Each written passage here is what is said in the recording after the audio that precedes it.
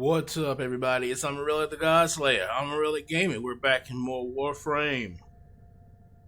Today, first and foremost, let me let you guys know if you're new to the channel, please understand that I do anywhere between short, mid, and sometimes very long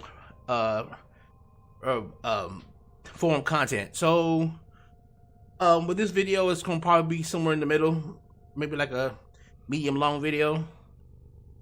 This is going to be basically, I've shown my Necros build for 2022 and it seemed to have gotten some decent reception, I guess.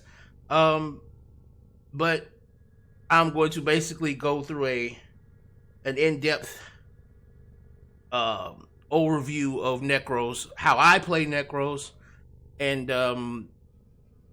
the nuances that I have come to appreciate, which has made him my favorite of all Warframes. I have over 1,500 hours in this game, and when it comes to I don't know why the wings on my on this character are white, because they're actually black in the game. But when it comes to my most used, it is Necros Prime.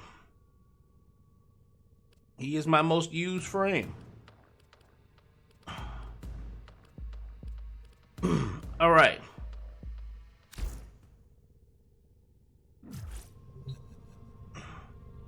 Let's have some fun. So we're gonna start off like this. I was looking around through my Warframes, and of course I was looking at my Necros, and I was like, you know what? I've got my survival build, but I don't like something. I don't like this. You see that red 9? I don't like that red 9. I want to change that red 9. I want to change that red 9, and I want to change it.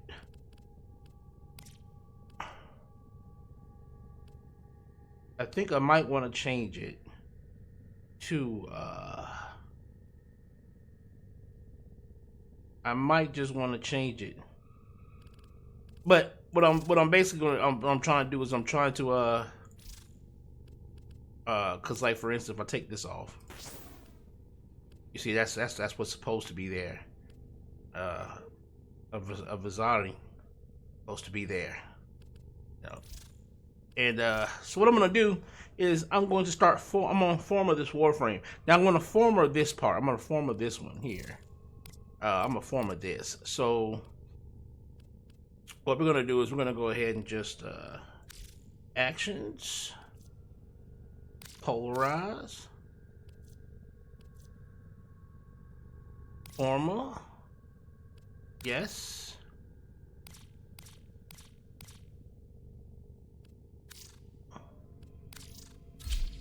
All right, we're naked. We're back to square one. I have formed this Warframe 7 times now. All right, I have Theorum Infection, which allows me, if I stand in the zone that my kick gun creates, and I summon it. It doesn't work.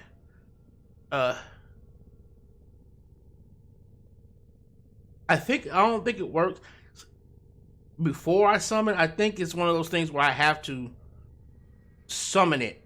I have to summon inside of it. I'm not sure if I have to summon inside of it. From what I know, I think I have to summon inside of it, but it may not work that way. But I usually just do that. I usually just summon inside of it and then let it stack up, because it stacks up to 15, but I have to wait.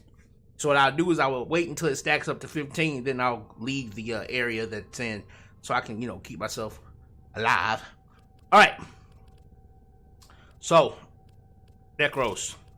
We're gonna start off with a blank Necros. You wouldn't have all these options, but one of the first things you would want to put on to a blank Necros is you will always want to get your aura together. And for your aura, you can go over and click aura, and I'll show you all your auras. You'll probably start off with an aura like where's that? Like sprint boost. which is good for, you know, giving you, because these aura mods not only affect you, but they also affect everybody who's in your affinity range. So that's a good thing.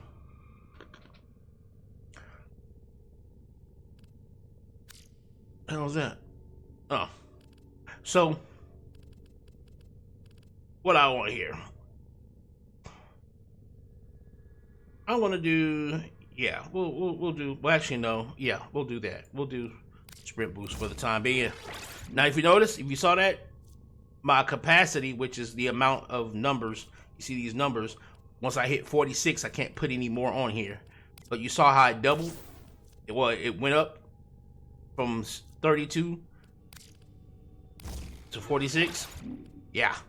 It'll add 14. It'll double it, because like you see how it's 7 here? When you put it on, it doubles to 14. Alright.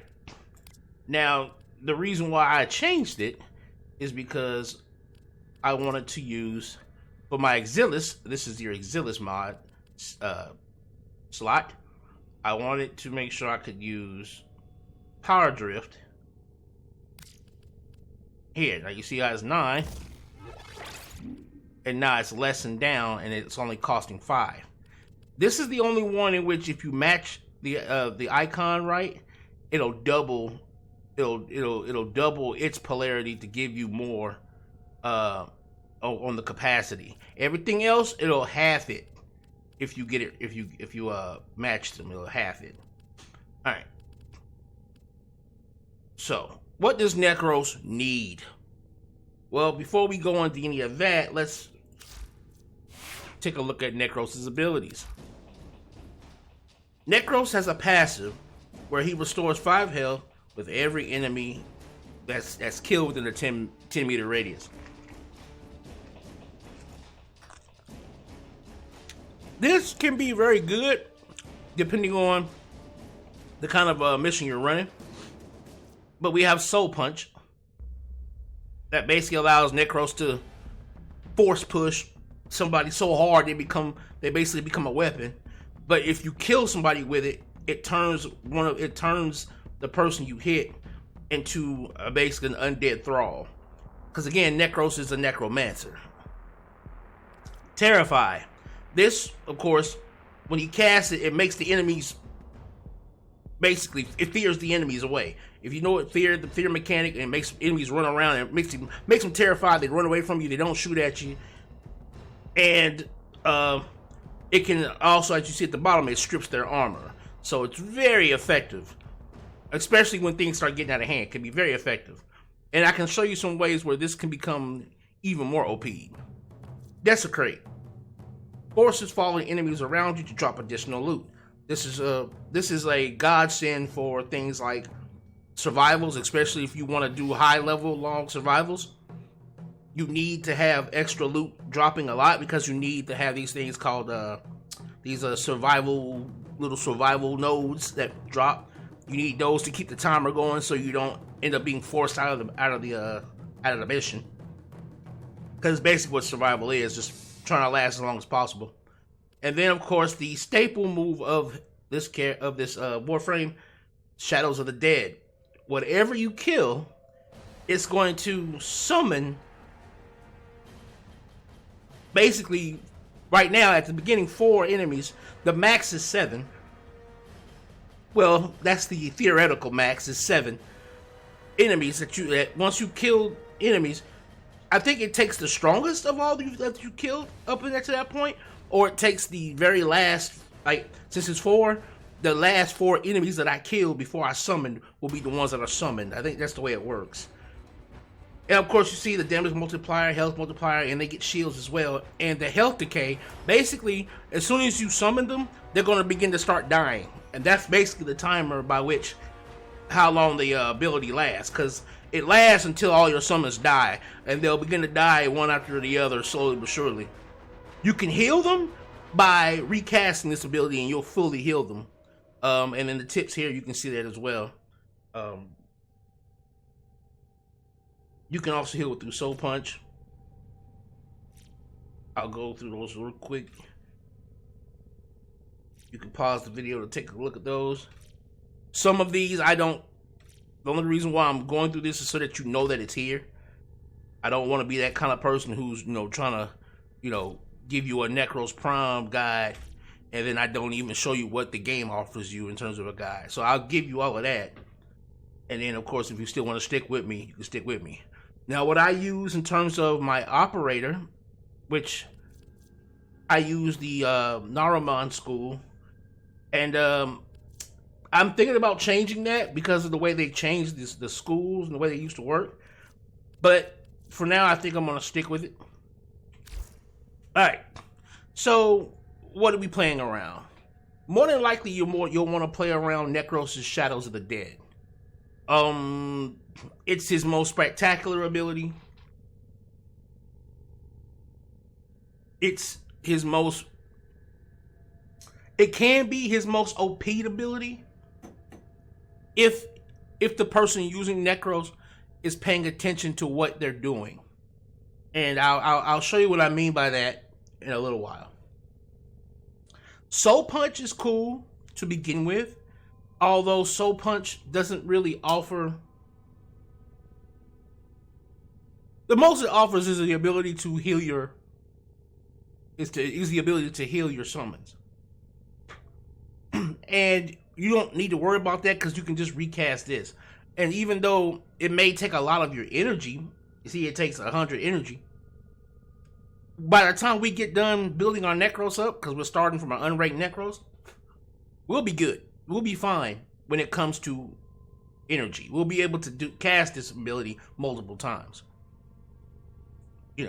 So Soul Punch in and of itself is a moot point. Some people will try to say, no, Soul Punch is, and it can be good. I'm not saying that it's not, but what I'm saying is this move is not something you're going to want to build the Warframe around. You can build around Terrify. You really can. You can build around Desecrate. But you'll more than likely want to build around Shadows of the Dead. Now, I'm going to show you how you can build around both of these, Shadows of the Dead and Desecrate. But there's a specific reason as to why you might want to build around Terrify. And I'll show you that one as well later on. But right now, we're going to go with just building up our Warframe from the ground up. So what do we want? Well, we want to have our shadows last longer. So, in order to get that decay down, that health decay down, we're going to need to go back into our mods and we're going to need to find us a continuity mod. We have one here. Now, you could use the regular mod, or you can get lucky, and when Barrel Katir comes and sells Prime mods, you can come across the Prime continuity mod. Now, what I'm going to do is I'm just going to use the normal continuity mod. I'm going to try my best to stick to what you would probably have after playing Warframe for a little while, because Nekros isn't one of the beginner Warframes. You're going to have to either grind him out or buy him, however you want to get him. But he's not going to be your starter Warframe. So you're going to probably have been playing for a minute and gotten some of these gold mods before you get to Necros. You got Necros. So we're going to grab that one, continuity. And if we go and we look at Nekros' abilities again, right? And we look at Shadows, you see it's gone down to 6%. I mean to 5% when it was 1.6, right? Now, we can further augment that with Augur Message. And you'll get this when you're playing in the Plains of Eidolon. If you've been playing in there, if you've been doing any of the missions in the town from Konzo and Cetus, you'll end up coming across Augur Message. And we can place Augur Message on somewhere right here. That's going to bring it up from 130 to 154. All right. And we're just playing around Shadows of the Dead at the moment. See, now it's down to 4%. Cool. Because we're just trying to play around Shadows of the Dead for the moment. We're just going to make this simple. That's the most spectacular move. And it's going to allow me to get you into the habit of doing some other things before you start relying on your Warframe power solely. We don't need flow. Intensify. You might want to put Intensify on. That'll give you some ability strength. So if you have that, you're gonna want to put that on. So we'll put that on. That'll bring up our Warframe's stats there. So now as you can see, our damage multipliers and stuff like that have gone up a little bit there. I believe it's gone up there. 130, 136, 122. If we go back here and get rid of it, and then go back and look, yep, see, they've gone up. So you want that. You want your you want Intensify. There we go. All right. Now, normally you could probably only fit like 2 or 3 on here. So that's what we're gonna roll with this. We're just gonna roll with this. We're gonna call it a day. Now for the weaponry, I have Zenistar, but Zenistar isn't something that I'm gonna really try and use too much. I might use it here and there, but just don't worry about this weapon. The weapon that usually comes with Necros is this weapon, Galatine. And Galatine, you'll probably get the normal version, but Galatine Prime comes with the Prime version of the frame, which is what I'm using now as the Prime version of Necros. And Galatine is very, very strong. It's very, very, very strong if built correctly. It can be very, very, very strong. But we're not going to use it right now. And Death's Touch is a kick gun. This is you can build this kick gun by doing some of the missions in Fortuna and all of that, and basically going to the kit person and doing a lot of missions out there. You can build a kick gun. I built this specific kick gun to work specifically for Necros. This is a kick. I don't use this weapon for anybody else but Necros, and it's because it's built with residual boils. And residual boils, remember I told you about that residual thing that if I stand in it, I can power up my summons. The residual boils is what that is. And then of course there's some other things. So like this is a gun that's only used for Necros. But we're not doing all that right now. So instead we'll use something pansy. We'll use something small and pansy. We'll use something that you'll probably start off playing with at the very beginning of your playthrough. Let me see if I can find something real pansy. Something real small and pansy. You know what? There you go, a Zima. Perfect. Alright. Okay.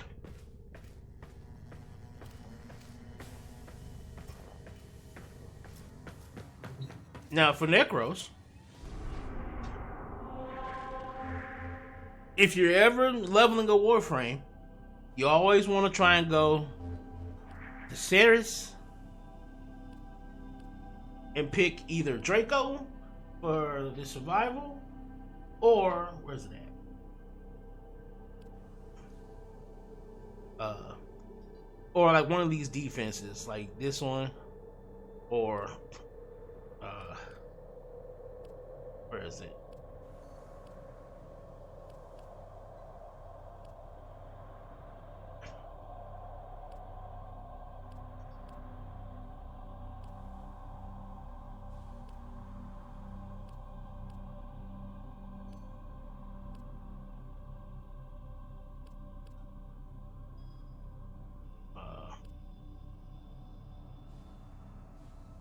And you see how it gets 26% affinity from kills?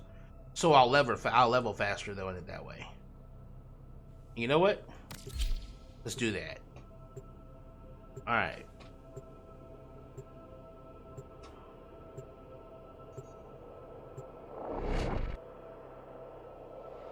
So now you're ready to embrace death. Let's see how we can do so, huh?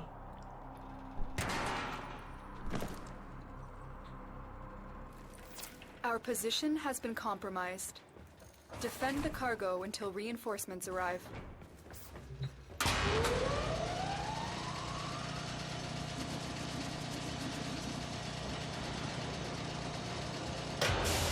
Oh yeah. Why is my wings white? They were never white like that. They were never white like that before. What's wrong with my wings? Alright. Reinforcements are inbound. Hold the line. Alright. This is a defense mission. What we're gonna do here is we're gonna basically go over some of the key points you gotta remember. One, always be moving and always utilize this jump if you can. Use your Jungwoo. Your Jungwoo, utilize that whenever you can.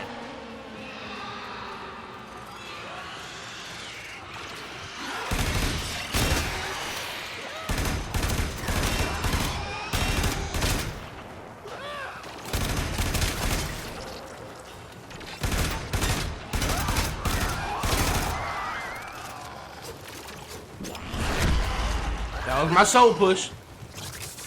Now you see?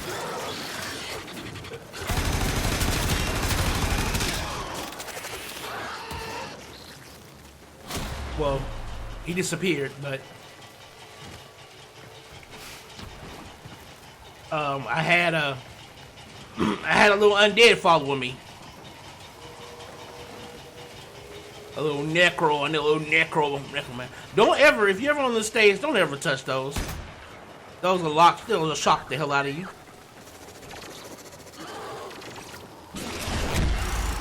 Okay, you see how he's black? You see how he's black now? Yeah.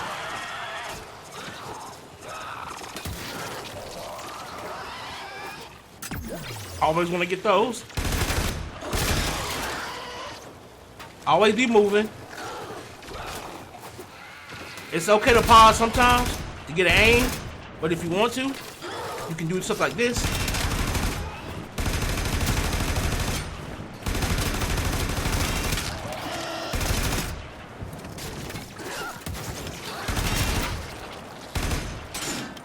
Don't be afraid to use your melee weapon if you need to. Because while you're airborne and doing flips and stuff, your the enemy's accuracy drops down.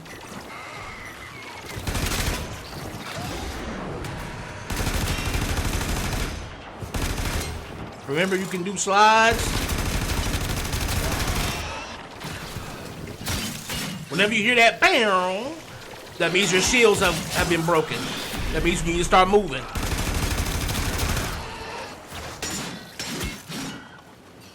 Whenever you hear that bam,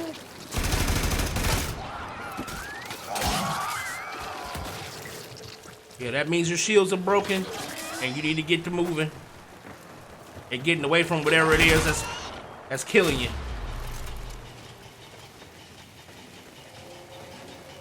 Alright.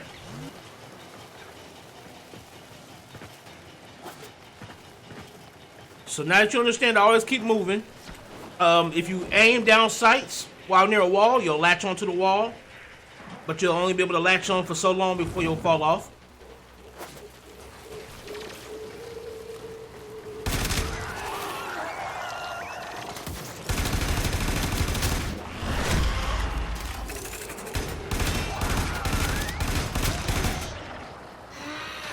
Now basically what I'm doing is I'm letting that enemy fight over there.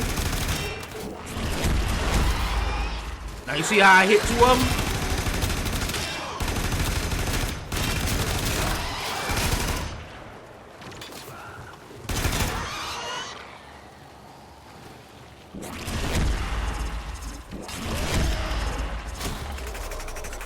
Now you see I hit one, but I only got one.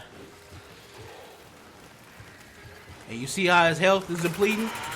Yeah. There you go. Now I got 2.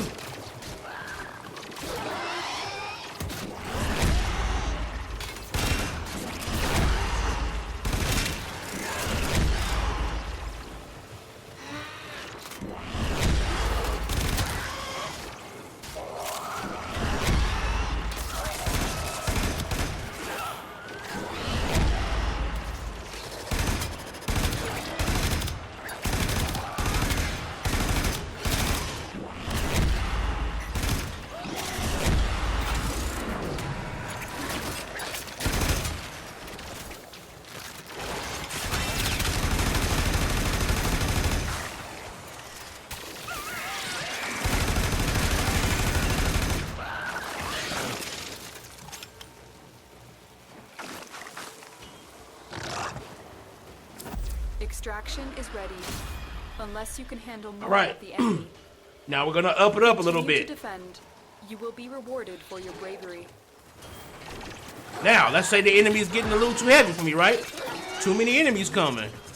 Too many enemies coming, right? Let's go grab this first.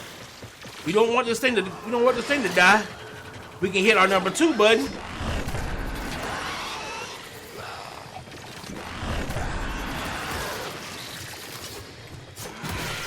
Ah!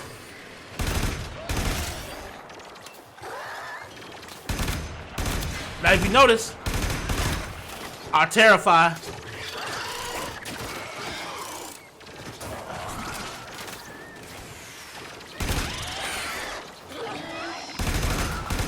see how everything's so weak?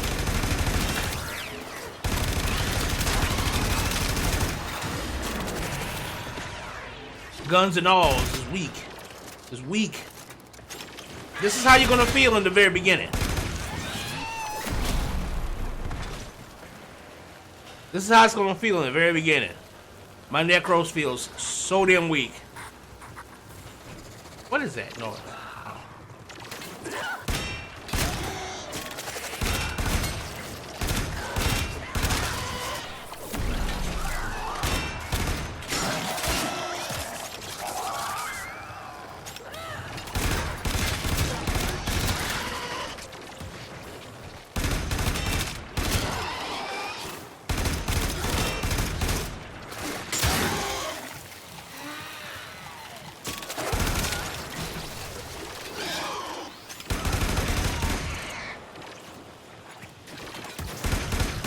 Now, whenever you see that smog, be careful being in that smog.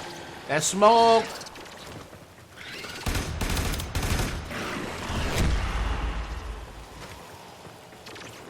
Huh! He went flying.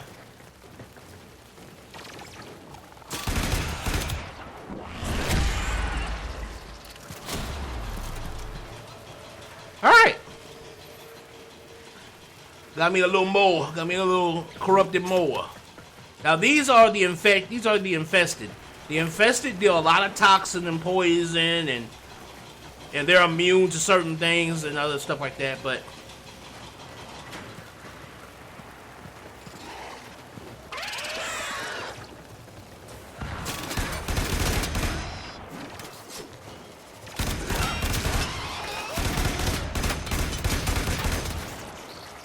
all right.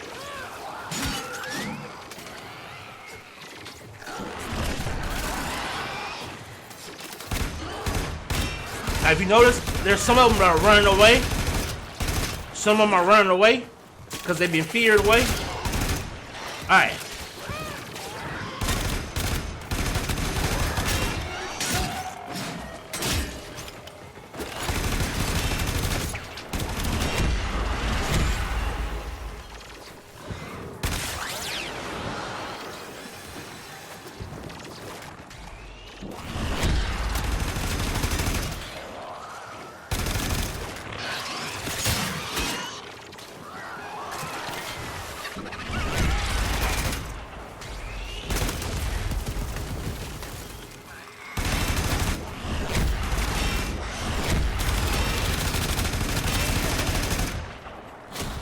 Woo!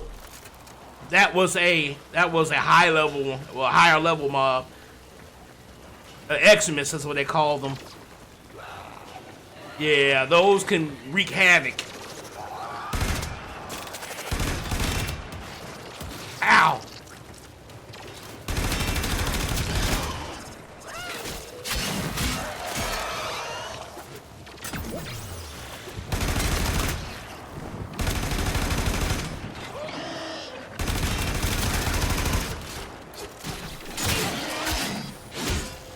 Alright.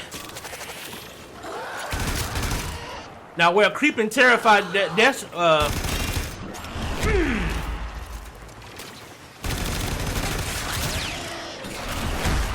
there we go. Get your hands off me! Ah! Gotta get out of there. Alright, there you go. Okay, he's still good.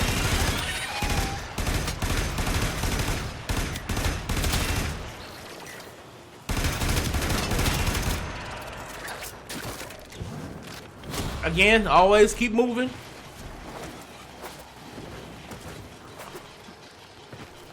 Always keep moving. Keep an eye on your ammo. You can always switch to your sidearm if you want to. The sidearm I'm using is the Steeler. It's pretty weak, but you can always switch.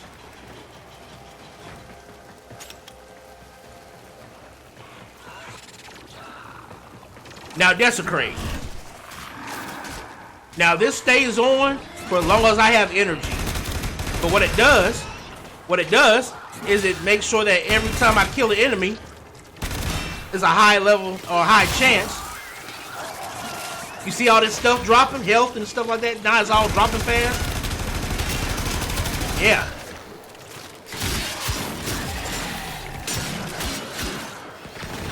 Now if you ever get in trouble, you can switch it to your operator form and go invisible for a minute.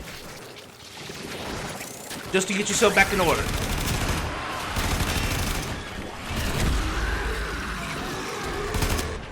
Yes! Alright. We actually got that big old fat one as our friend for a while now. Oh, it's gone now. Oh shit. Okay. Show you the power of Zenostar. Alright.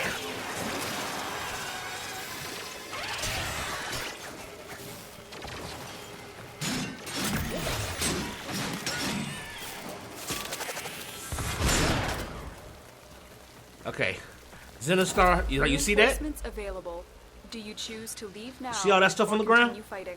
Alright. We're gonna do one more run.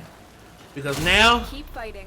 Another I wanna show you to extract will appear soon. How 4 will work. Now you see how all these reds on the ground now?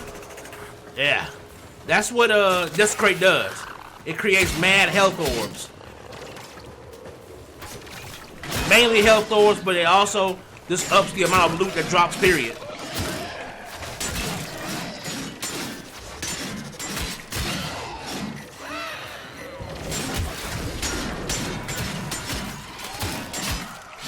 You can go all melee. There's melee builds in the game. You can do all that good stuff. Even with Necros.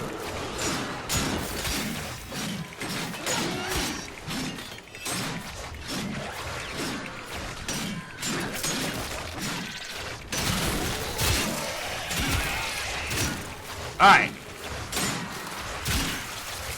I don't know how many I've killed. But I'm gonna hit my final button. And now I've brought out 4.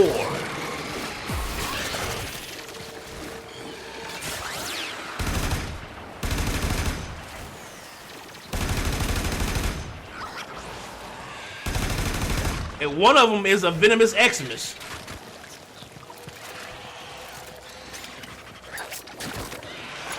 Now, if you see how their health is depleting, if I recast it, their health will come right on back. And then their health will deplete over time.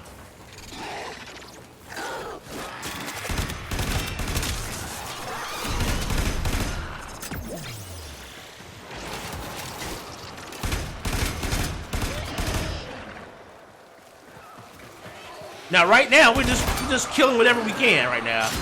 Just kill whatever you can, and when you can,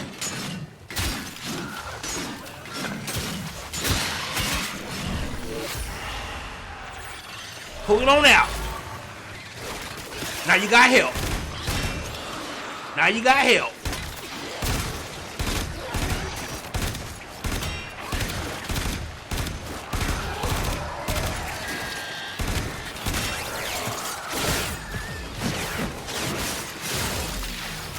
That's a finisher move. You can do that on larger mobs.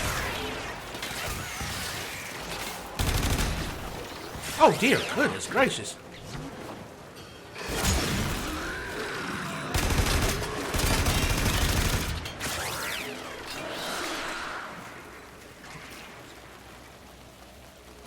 Okay, if you look at your map, you see that red dot?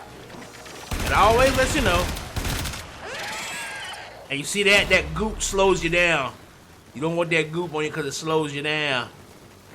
But if you have an enemy if you can summon an enemy that does it, it'll slow all the enemies down for you.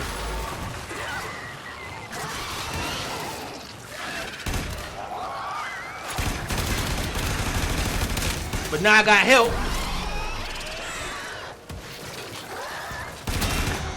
I just gotta look out for them a little bit because they die real quick.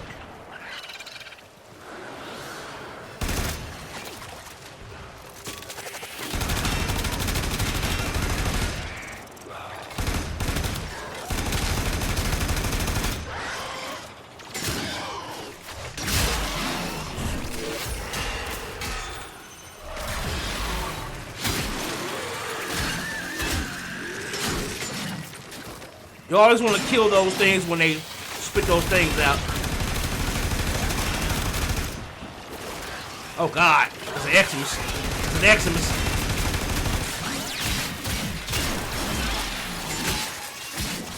Maybe I can summon him. Oh wow, he's still there.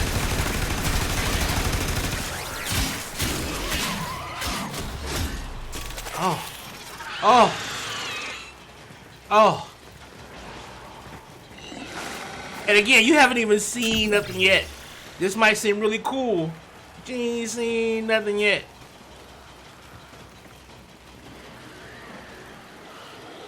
And you see that number going over there? They're dying. That number went down to 1. That's okay, because we're over here now. We got an Eximus, baby. We got an Eximus. See, now, look at that. Look at that. Look at that power. Look at that power. Just from one of those.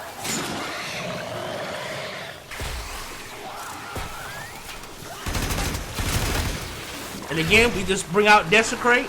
We can mix that up and have Desecrate. So now whenever they kill something, I'm getting health orbs and stuff from it.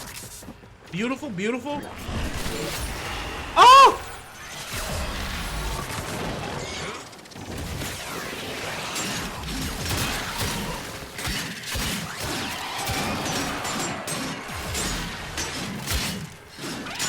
Now, what's my saving grace here?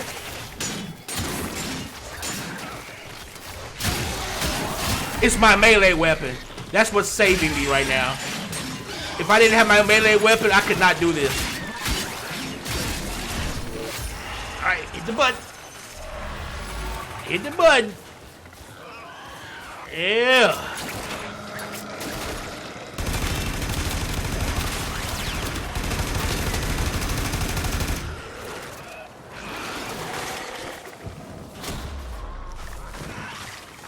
If I did not have my melee weapon, I would not be able to do this very well. Because that's the strongest thing I have on me right now. It's stronger than my Warframe is. Because, like, for instance, if I throw this Zenostar out, I can solve all of that problem. Nothing will get close to this now. Without living. This will give you a chance to have a little small mini. Well, no, it won't.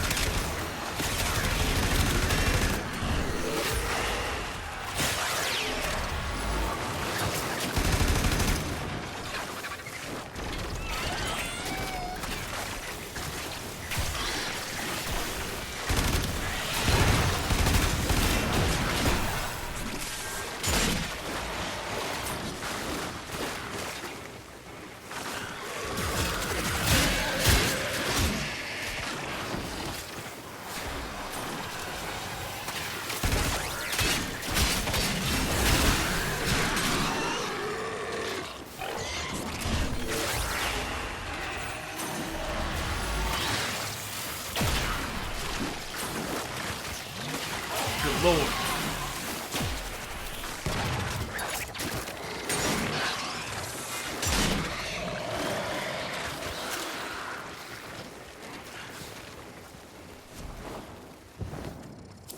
Reinforcements available. All right, let's get the hell out of here. To leave now or continue fighting. All right, we went from level 1 to level 8. From level 1 to level 8. Got some relics and stuff like that, and we'll talk about relics and stuff like that later. But you see, we got, look at that, we got tons of little mods. You know, got some blue mods here. You might like, you might like this. They up 10% critical damage for your pistol. I'll show you what that target cracker looks like fully maxed out here. So you're just gonna want to keep playing around. Oops, wrong thing. We want to go to this because this is our pistol, and we're gonna look at our target cracker. Target cracker. Plus 60% critical damage. So you're gonna wanna, you're gonna wanna get out there and, even if you're dying for Necros,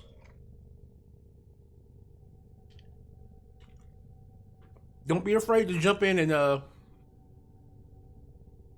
any of the beginner frames, whether it be Volt, Mag, Excalibur. If you guys want, just put it down in the comments. I'll show you a little bit of my builds for Mag and stuff like that. Something that you can kind of like get yourself in the groove of using those characters until you're able to get Necros. Yeah, this build is more of a build for people who want to main this. What did I say? This is a guy that's more for people who want to main this class. I keep saying class. This Warframe. All right. So we saw how rough that was, right? This was rough. And we were on a level 10 to 12, right? Now, what made it rough was the weapons I was using. If I was using better weapons, I would be able to kill them a lot faster. But this Boltor, it's all it has on it for real. And I wanted to demonstrate that to kind of to say one big thing, and that is don't neglect your weapons. Don't neglect your weapons, because your weapons can not only synergize with your Warframe, like I told you before, my kick gun does. Death's Touch, the kick gun. But they also provide, especially for Necros, they provide what he needs most, and that is the ability to quickly kill, but to quickly kill what he needs to kill. Because if you noticed, I was raising even Eximus, very powerful units, right? And these Eximus have abilities of their own that can wreak havoc on the battlefield. Now, if I can kill them quickly and raise them, I can turn that power on the enemy itself.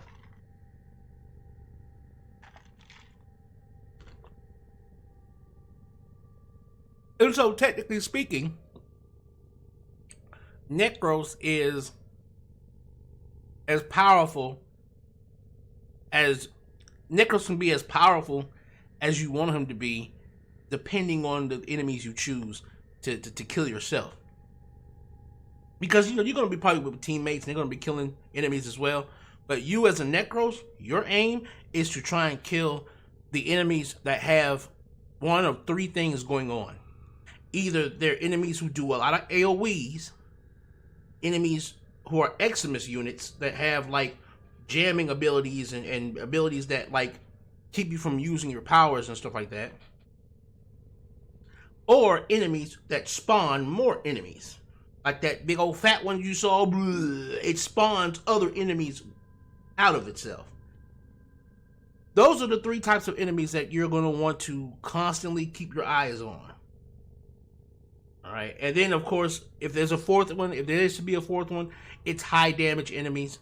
And I would say for a fifth one, if you really want to go ham, shields, any kind of shield drones. If you see any kind of drones hovering over enemies that are giving them shields, which you'll see those a lot, kill those, and then you can raise them, and they will then proffer out shields to you, your allies, even your own companion. Like my companion gives me tons of shields.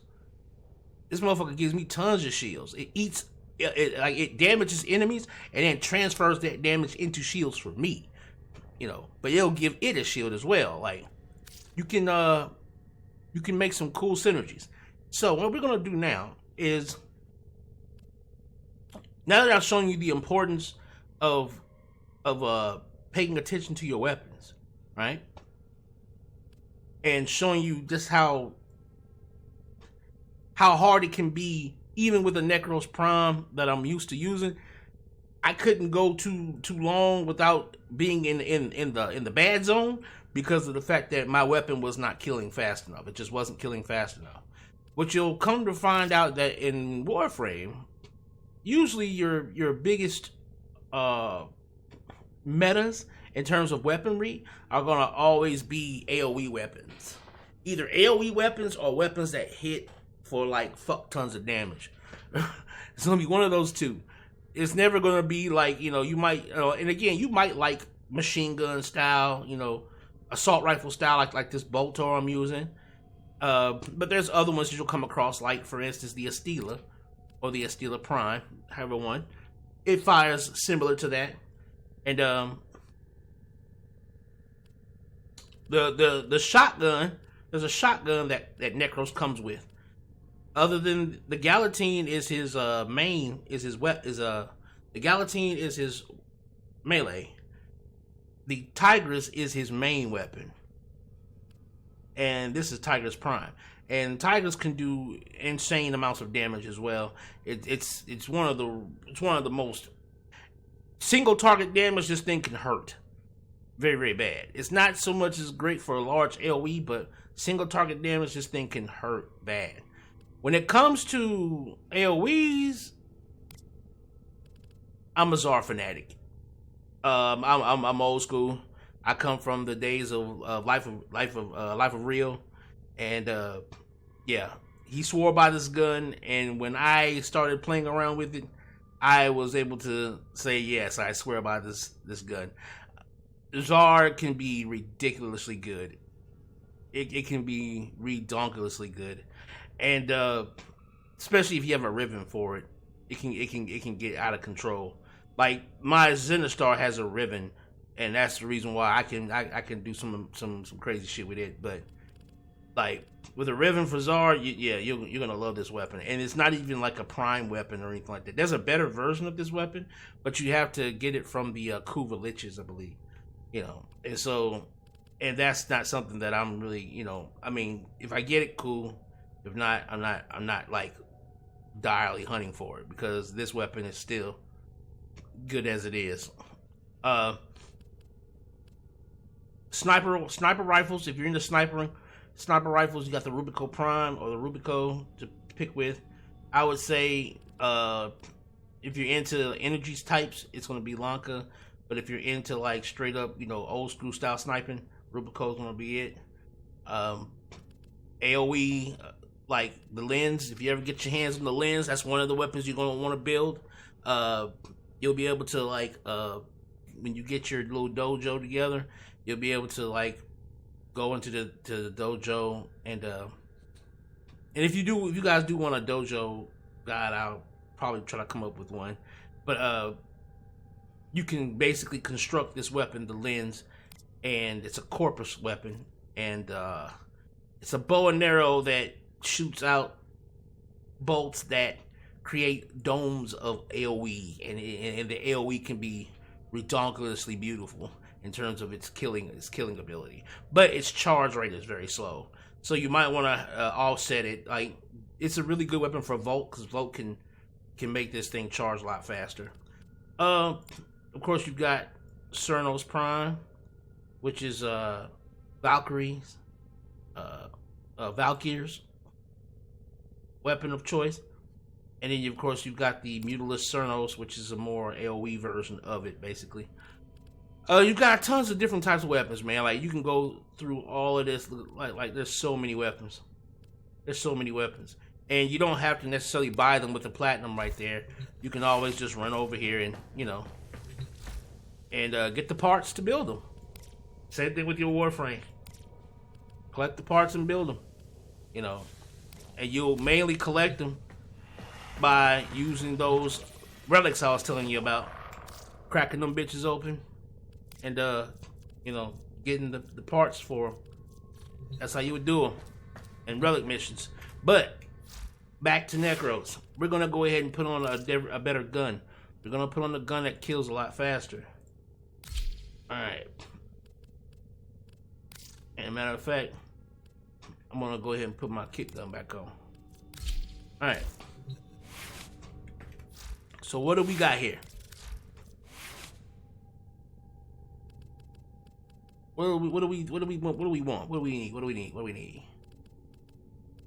Well, we've got the continuity. But let's say you know what? Let's say you've gone and gotten Barrel Katir stuff. So we're gonna go ahead and throw that prime continuity on. We're gonna switch it out. Right? Cool. Alright, so we got some duration. Right? So now 4% decay. Alright. Cool. And we've got some strength, so our abilities are a little stronger. Cool. Now we need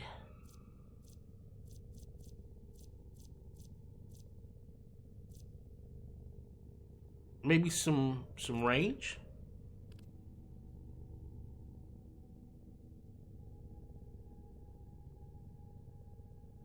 We need probably a little more range.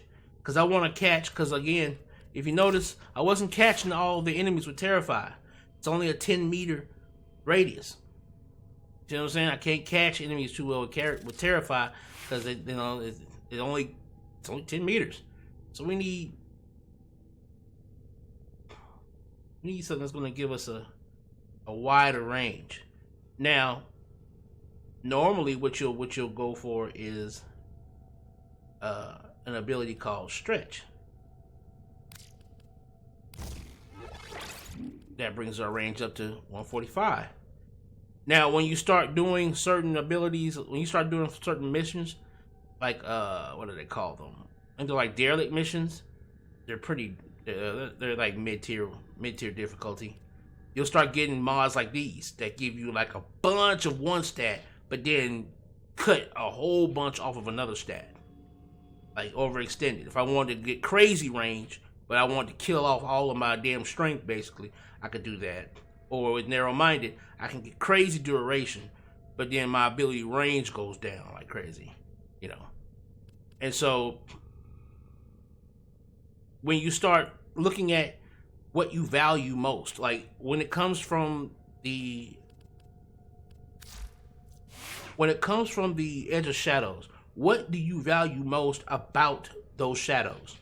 Do you value the fact that they are basically sponges for you, where the enemies are no longer paying attention to you, or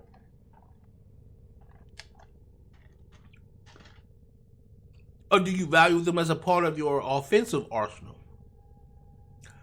Do you want them to be stronger? You don't so much as minding them living for a long time. You instead just want them to hit hard. Right? Now, that will decide whether you'll be putting on mods to go for straight strength to make them hit as hard as hell.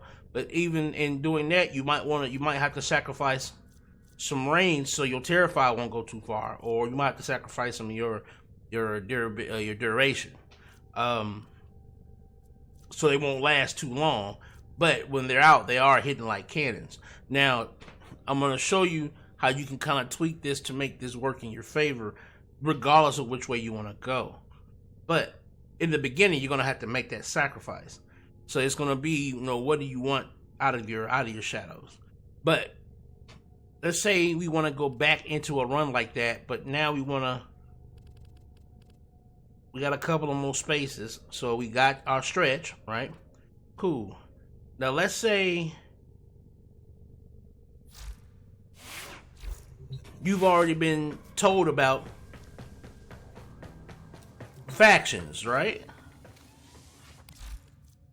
Well, the faction that I belong to, the Red Veil, is a faction that I chose specifically. You are a fire, as feared as you are respected. One, because it aesthetically matches Necros, but two, because of this. With these, you may punish our enemies.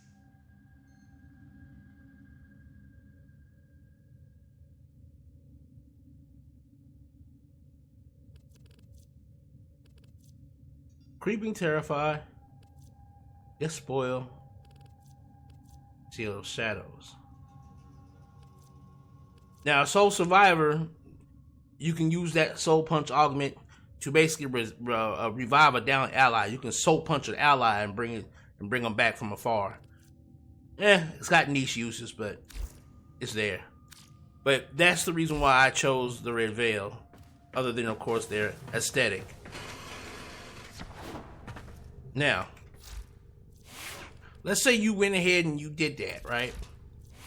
And you leveled all that up. Now, you saw before how my Terrify was only making them run away shortly, right? And they just ran away shortly. Now I'm going to show you how to slow them down. Not just make them run, but make them run and then completely slow them down. Putting on Creeping Terrify. Affected enemies have 60% movement speed reduction. Right? Now, if we go back out here, it's augmented this. Now, the reason why it says 80% is because that mod is the base 60. But because we have ability strength, like for instance, if we took that intensify off, right? That base 60 from the mod, where's it at? There it is. See, it's 69 now. So the mod actually doesn't add anything. It just augments the actual ability. So then we can go back and place that intensify back on, and we're going to get an 80% decrease. Ooh, that was the wrong spot. Right. Now, this time we're gonna try that again, but this time we're gonna do it. We're gonna do a small little run here. Where's it at? Where was that? Where was that move? Where was that? Where was it? Where was it at? 15 to 25. Yeah, okay, that's what it was. Okay, yeah, 15 to 25. My bad. Still kind of high, I will say, for the weapons I was using. Alright.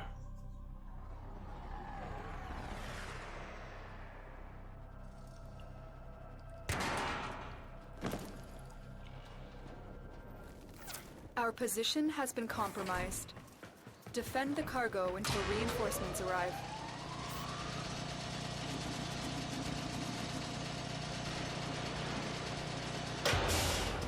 Alright.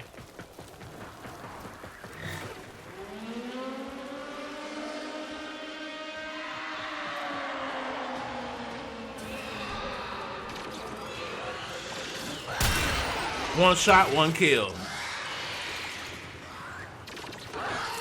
Now we're gonna wait. We're gonna let all these enemies pile up. Pile on up. Yeah, come on over here. Come on over here. Come on over here. See how they slow? See how slow they are now when they run? Yeah.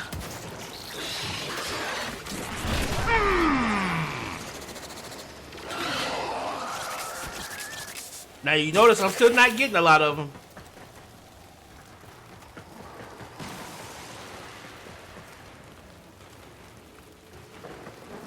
Oh.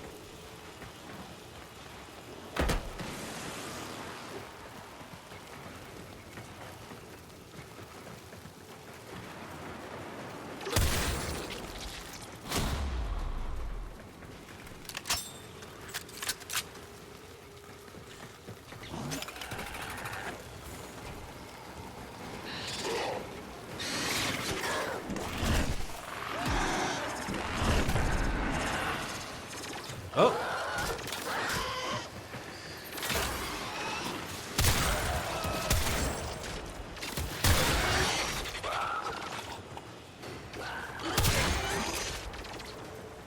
And a blue orb.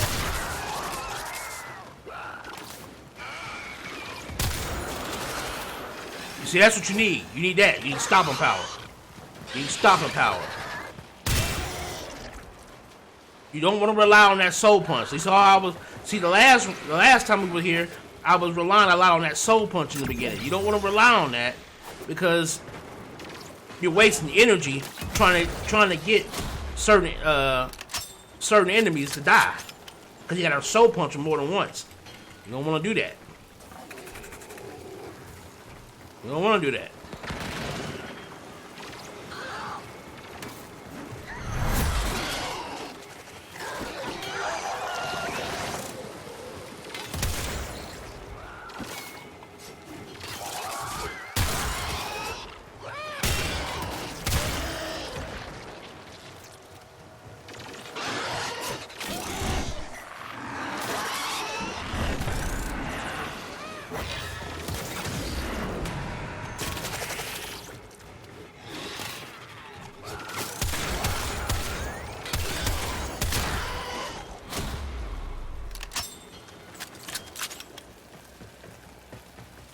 Yeah, you see, my range is still pretty bad.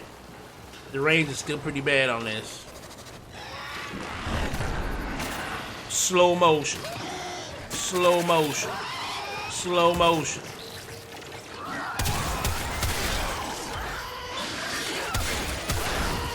Now, this is an AoE weapon. You see that? I didn't have to aim at him. I can just aim at the ground. And it kills.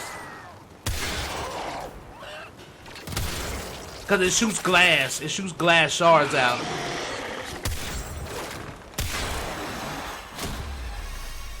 Alright. You see? Just by having one weapon. Not even really using much of the Warframe's abilities. Just one good weapon can be the change in everything.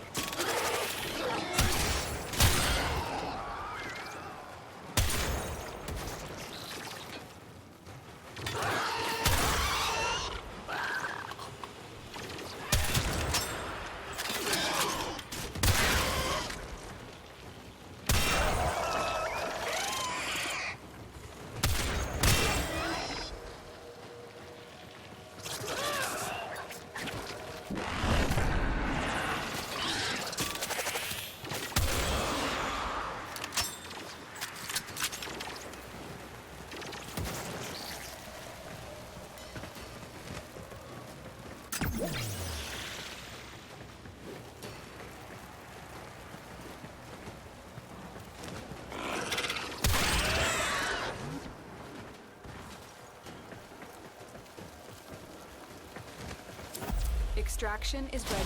Alright. Unless you can. So you saw we could slow him down now. We're creeping terrified.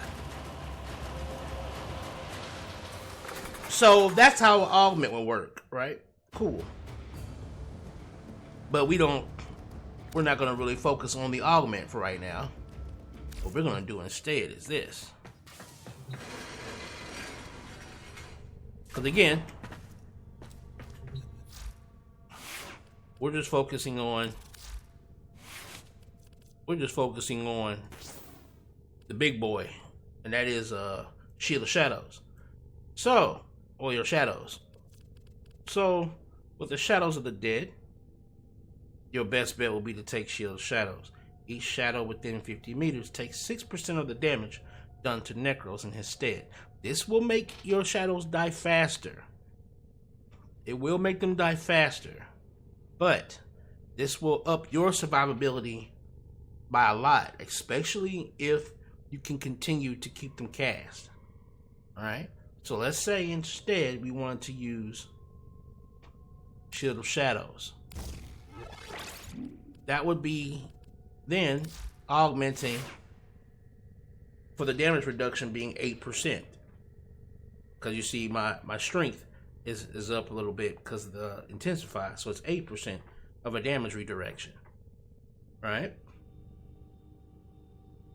Cool. But then you're probably like, okay, you give me all this knowledge, but for what? It's because when you put these small pieces together and understand how the small pieces actually work, you'll come to find that there's a large gap between playing Necros and then thinking like a necromancer. Like, again, we saw that we can do desecrate, right? We saw that we can use desecrate, and that desecrate creates health orbs a whole bunch, right? So how would we build a Necros that's powerful as hell but can survive on their own, right? I have a theory of a build here. Now I can't put this whole build together just yet because of what it's looked like. But there's two abilities two mods I want you to take a look at. One is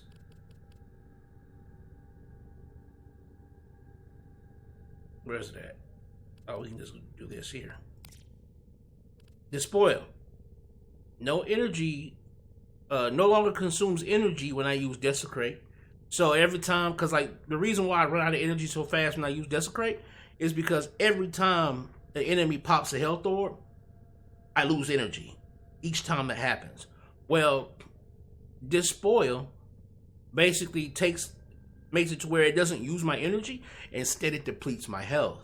But doesn't matter because health orbs are constantly being dropped by desecrate. So I can just keep healing, which allows desecrate to basically last indefinitely, right? So let's say we want to put that on.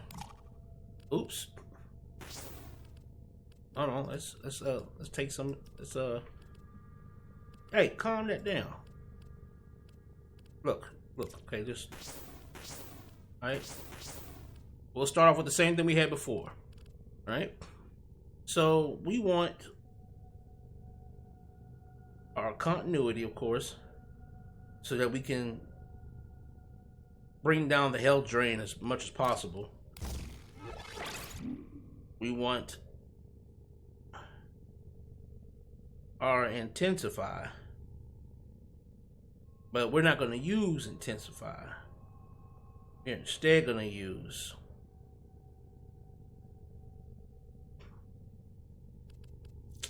since we don't want to. We are going to use Despoil, so we're going to go ahead and put Despoil on. But we're going to use Blind Rage, which is going to give us massive amounts of fucking ability strength, but it's going to fuck our fucking inefficiency, which means we're going to be using lots of fucking energy every time we pop an ability, right? Now, the thing about that is, okay, whatever, fine. You're killing my efficiency. Okay. You're gonna be like, yo, now you can't cast nothing for all, for shit. Cause you're gonna be, cause look at how much, let's see how much my ability is gonna cost me. 150 to cast Drain, to cast Shadows of the Dead. That doesn't cost anything. 112 to do Terrified. 37 for Soul Punch. It's a lot. It's a lot. But, again, just bear with me. So what we're going to do, again, this is going to give us a bunch of health orbs, right? But there's another mod that we're going to look at. This one. Equilibrium. Health pickups give plus 90% energy. Energy pickups give 90% health. I'm going to slap that bad boy right there. So I'm going to be losing health with every enemy that dies. My passive is going to give me health back. But with every enemy that dies and pops a health orb, I can get that health back. And when I get that health back, I'm going to also be getting healed. And vice versa. If I get an energy orb, I'm going to get healed. And if I get healed, I'm going to get energy. It creates a loop, a looping effect, a constant looping effect that works with Despoil. Right? Cool. All right. But then you're like, okay, but you're going to be getting your ass handed to you. You know, you're going to be getting your ass handed to you out there. They're going to be beating you. They're going to be beating you to death. Right? Well, there's another mod that you probably won't get until later on. You'll have to chase it down a little bit. Health conversion. Health orbs, which we'll be getting from Despoil, and of course making the use of them with Equilibrium. This mod will allow me to make even more use of them. Health orbs will grant 450 armor, stacking up to 3 times. Necros' natural armor for the Prime is 125. I can add on 450 times 3 to that 155. Which then, because again, if you look at the armor itself, reduces damage to health. So even if you cut through my shields, you're going to have a hard time piercing through my armor. Especially if I mixed Despoil and all of that you just heard with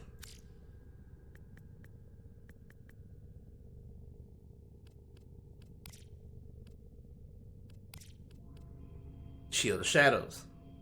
So now my shadows are taking damage that my shields and my health won't even take. They're taking it for me. But with every time I take damage from this, I'm getting health back and energy back. And because I had health conversion on, I've got like a ridiculous almost 1,000 armor. So even if they do hit me, it's gonna be for jack shit, which I'm gonna end up healing again. You see what I mean? You see what I mean? Now, this is the basis of what I use to survive as Necros, right? But we don't want to just survive with Necros. We want to thrive with Necros. So how do we do that? How do we do that? How do we thrive with it? And I'm going to show you how we thrive with them. First and foremost, we don't want to give. We're not going to use Shield of Shadows because we don't want we don't want our shadows to die faster. We don't want them to die faster. So what we're going to do instead, we're going to put on Creep and Terrify. Right? And actually, what I'm going to do is, I don't want this on this build. I actually want it on this build.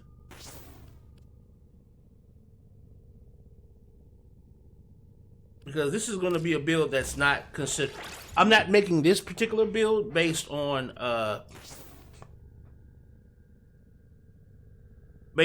pushing the game to its limits in terms of power. I'm taking this build as more of like a overall build, doing regular defense, something like that. All right. And what I would put here, instead of health conversion, because again, we're not really considering health. This is what I would put on my survival build. On my survival build, health conversion would go there. Like that would go there. Alright? But on this build, we don't need health conversion. Instead, what we want is something else. We want this. We want energy conversion. Now the problem is we don't have anywhere to put this motherfucker. Now, we could do this, but nope, can't do that either. Could do this, and I would cut my strength down a little bit, you know, and that would make,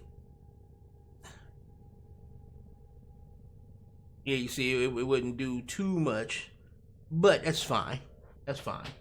Now, if you look at the radius, it's still 10 meters on that Terrify. We need to get that meter up. We need to get that up. So how do we do that? Now, energy conversion is something I love to use on Warframes, because when you get an energy orb, it buffs your next ability cast by 50%. But for what I want to use in terms of because where is it at?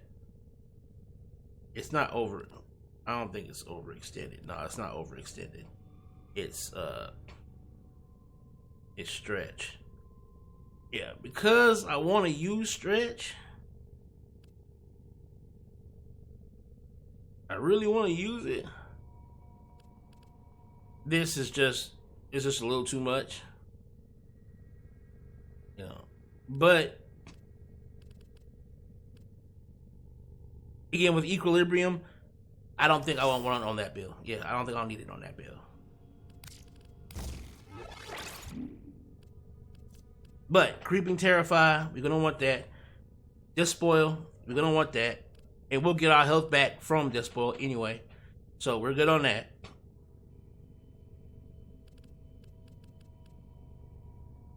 Now with energy conversion, this will allow me to add 50% of strength, which again could even make that it can actually, yeah, it'll actually do this. See this Terrify has 69. It'll add a 50% buff to that increased movement speed. I'm gonna show you some wild stuff in a second. Now, you saw how we basically pieced this together, right? We pieced this together a little bit here, and we don't have much else for anything else for real. So we're gonna roll with this build, and I'm gonna name this build here. I'm gonna name this build here. Just my, you know.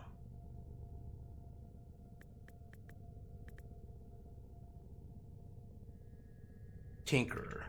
That's what we'll call it, the Tinkerer build. That's my Tinkerer build. This is the one I fool around with. This is the build I use for when I'm playing serious.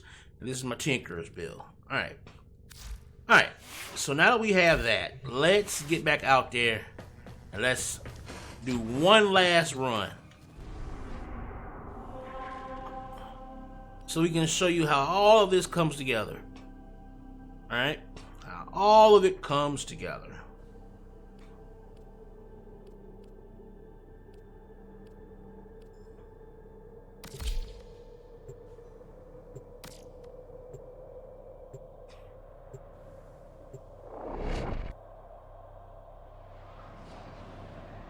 Now, I don't have equilibrium, so I won't be getting energy back from hell.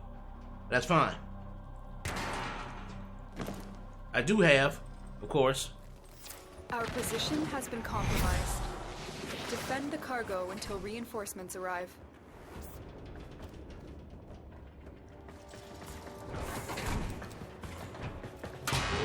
Norma. All right.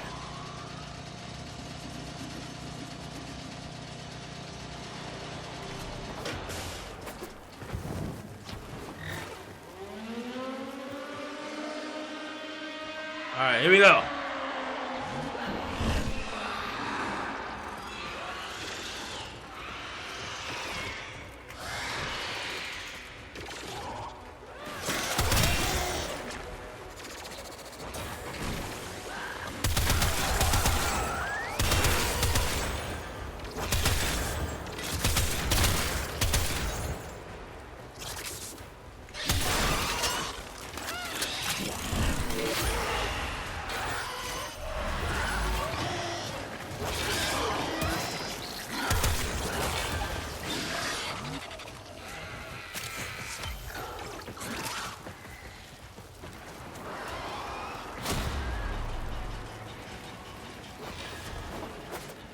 Now you see that icon up there next to my health on the right? And you see that blue square, that blue block just floating around me? That's gonna mean my next cast, my next ability cast, is going to be 50% stronger. We're gonna give these enemies some time to get close. I'm gonna show you what Creeping Terrified can do.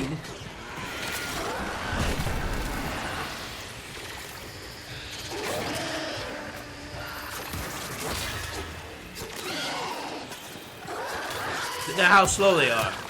Look at how slow some of them are. Look at that.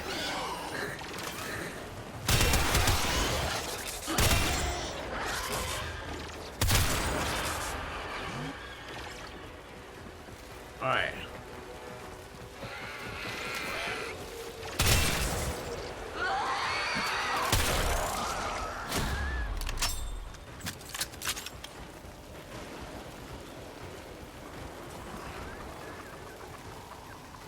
As you can see, my health is still fine.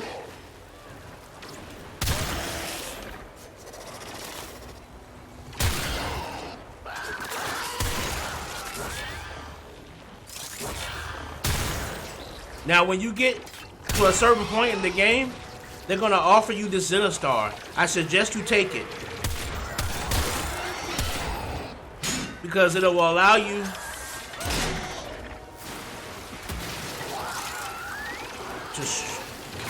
to straight up protect this.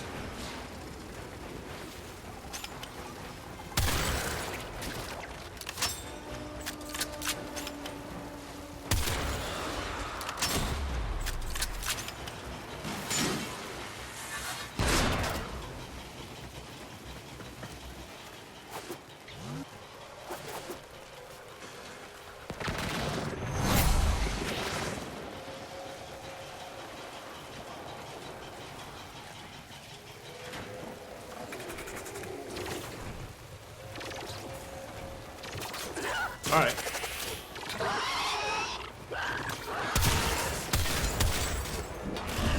Now let's get some strong ass enemies out. All right. Now these enemies are stronger than they're supposed to be.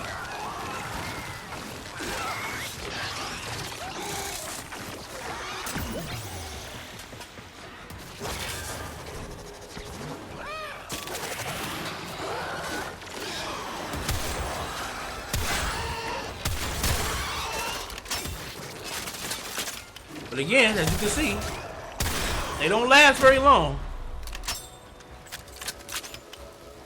Because we're still leveling them. We're still leveling. What we need to do is we need to get one good creeping off. There you go. And do it again. Look at how slow. Look at how slow they are.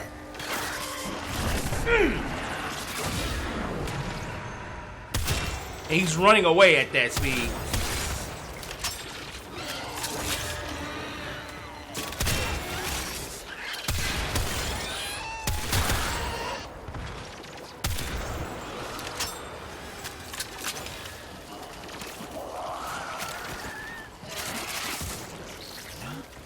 Now, what you would want to do is you would want to shoot a soul punch out first to waste it. Because you want to waste some energy. I'll show you what I mean.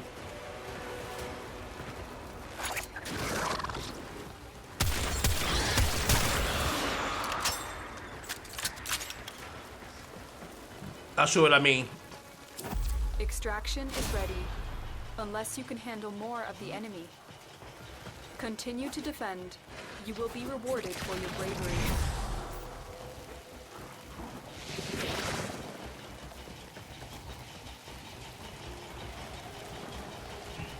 Because remember what Desecrate does, right? Now imagine if I do Desecrate while energy conversion is on.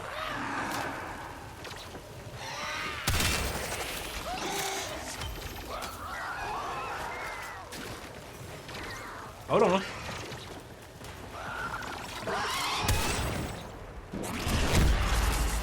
There you go.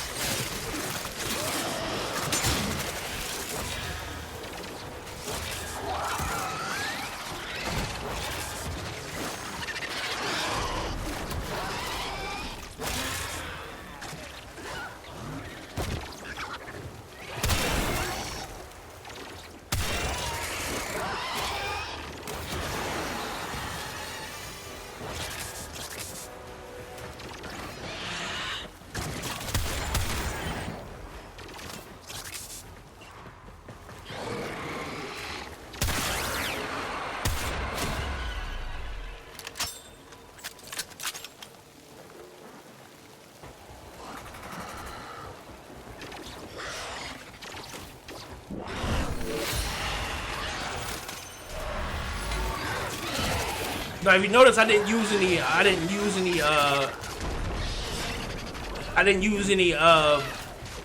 energy to cast this one. That's because of the Zara. That's because of the Zaramon class. It gives you inner might, which basically allows you to cast one free cast.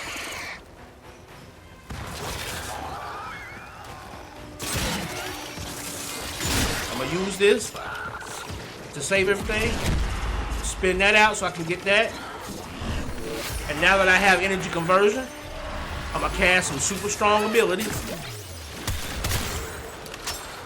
Always aim for the strongest ones.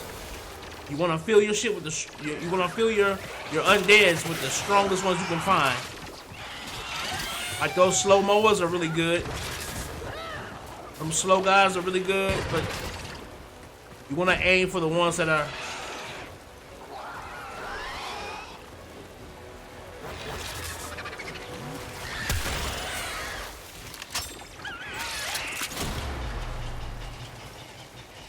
You always want to aim for the strongest of the enemies. The strongest, the ones who that can cast more enemies.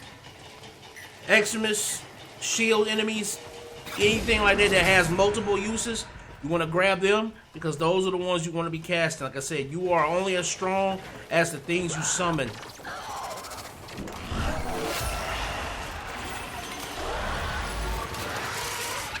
Yeah. So now I got stomps. I got stomps. See, I'm not slow no more. See that? I'm not slow no more. But anybody that jumps in here is slow as hell. They getting slowed up. Yeah. And all that death, I'm just getting mad health back. All that death is giving me health, credits, all that. Look at that. Health, credits, all that goodness. All that goodness. Oh, I can go ahead and cast this again real quick. There you go. And you see my desecrate don't ever go away because I ain't dead. See, I don't have to worry about it going away because I ain't got no energy. Let me get that off of you. Thank you, sir. Ooh! Now, you see how I was able to kill that X-Men as fast as hell? Now, look what I can do. Watch this. Give me 1 second. Give me 1 second. Now, I got him as a slave. Now, look. Look at that.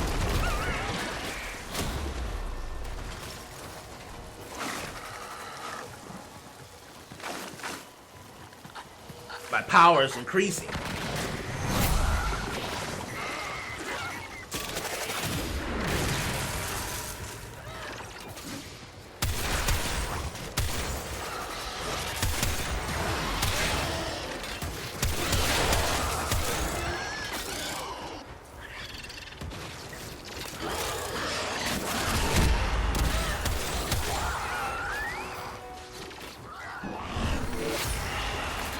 And if you notice, you can tell. Oh shit. You can tell whenever I'm about to. Yep, need that. Thank you very much.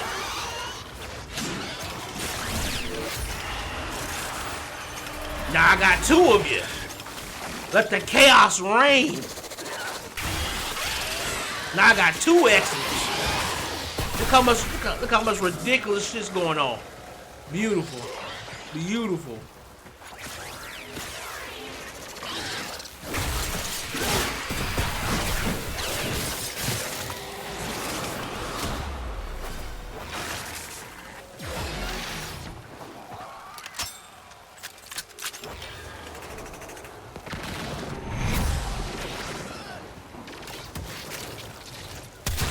Now I'm going to show you how you really clear things out. You can cast these powerful things out like this, and then shoot a Xenostar over there. Now you have complete area control. I want that. Now you see I got that Brood Mother? Watch what that Brood Mother gonna do. You see how it says 8 now at the bottom of the screen? Let me get you 2. Yeah, let me get you 2. Yeah. Cause now the Brood Mother, yeah.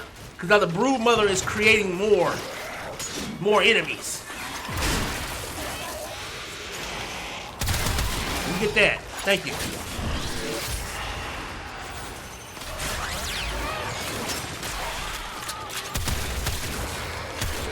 Oh yeah, let me get inside your protective bubble.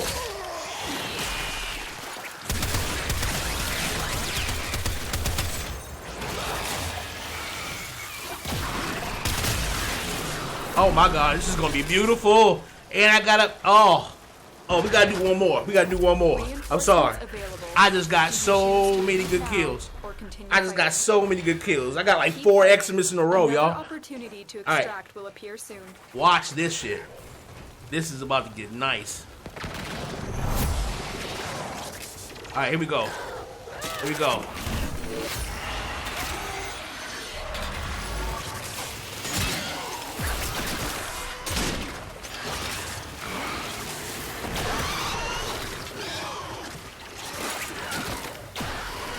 And look, I only got 3 or 4. I can only cast 3 or 4 enemies. I can't cast too many of them.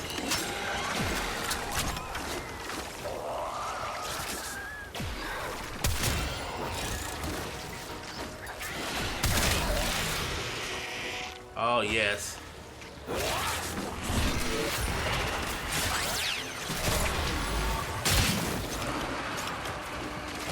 It's all good. Oh, I got insta-killed. Now that happens when you get insta-killed. And it's usually due to toxin. That's okay.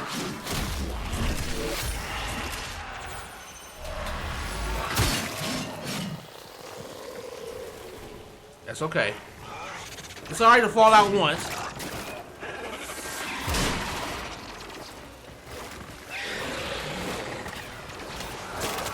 But if you notice, I'm having to do less. Now, mind you, if things did get kind of hairy, I can always come over here. Do that. Come back over here.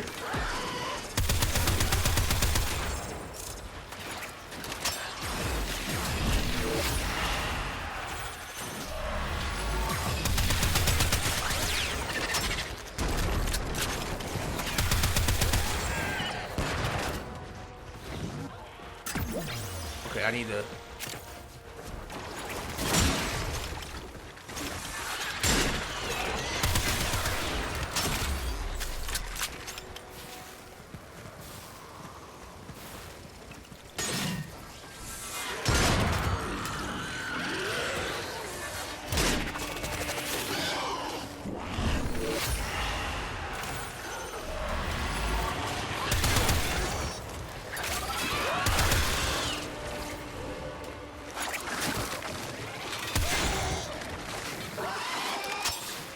Now you see how now my choices are very thin?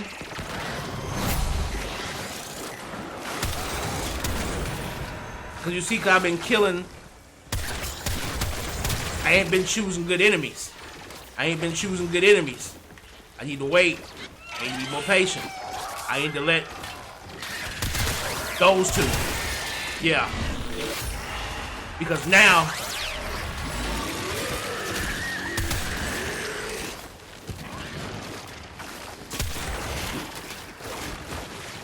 be patient.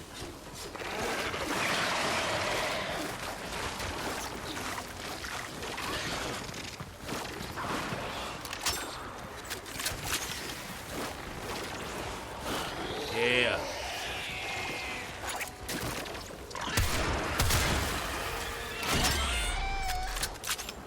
Ancient healers are very good as well because they can spread some ailments to the enemies.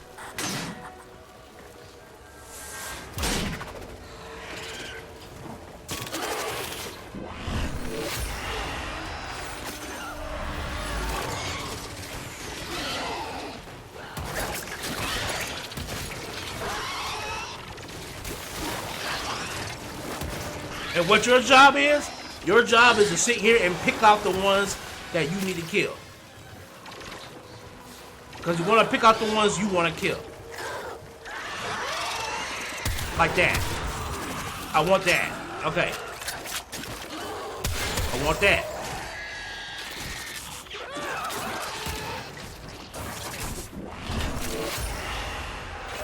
And remember, keep moving around. When you get a chance, keep moving.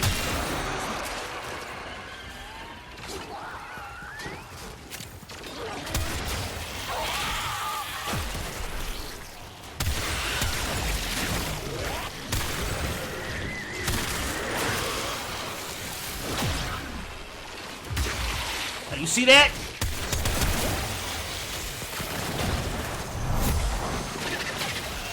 That's what we want. That's what we want happening to them. We don't want that happening to us. See that? We don't want that happening to us.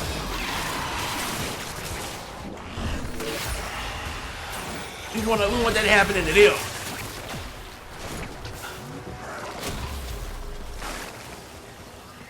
Yeah. See, we don't want that happening to us. That's why we want to get those. We want to get those as fast as possible.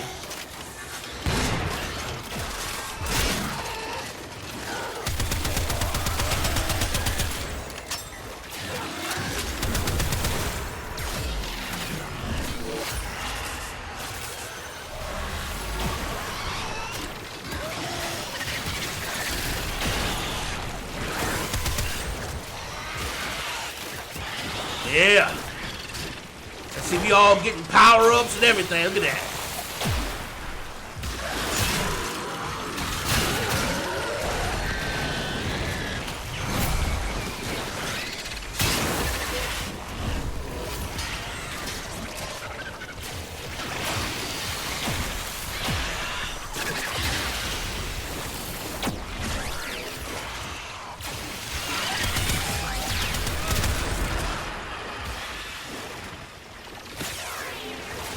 Look at that. Look at that. Look at that.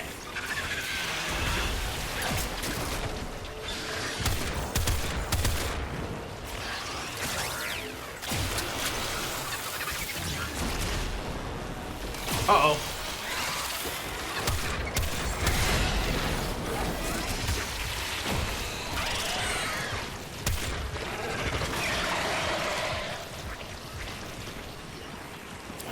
Extraction is ready, unless you can handle more of the enemy.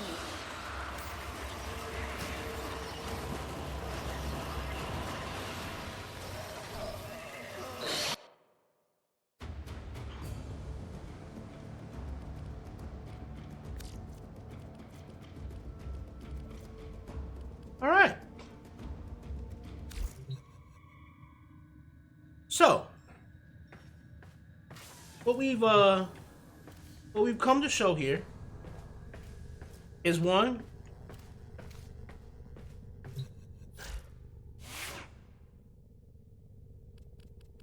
get your guns together.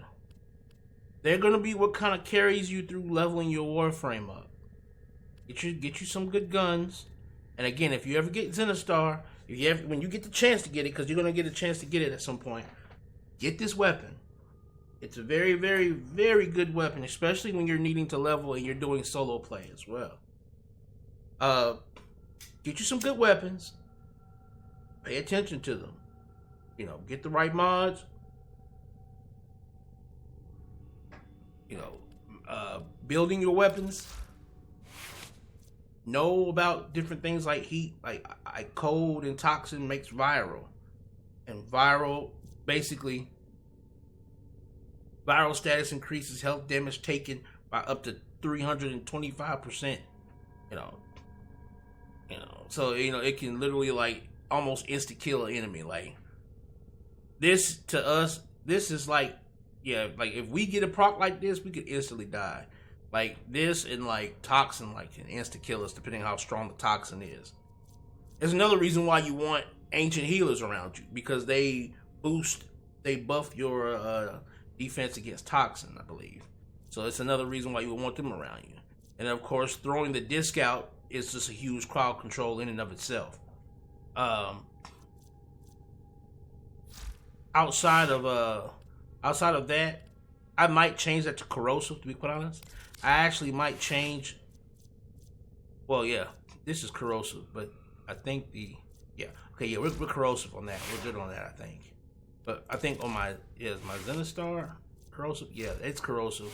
This is viral. Yeah. Oh, that's toxic. Never mind.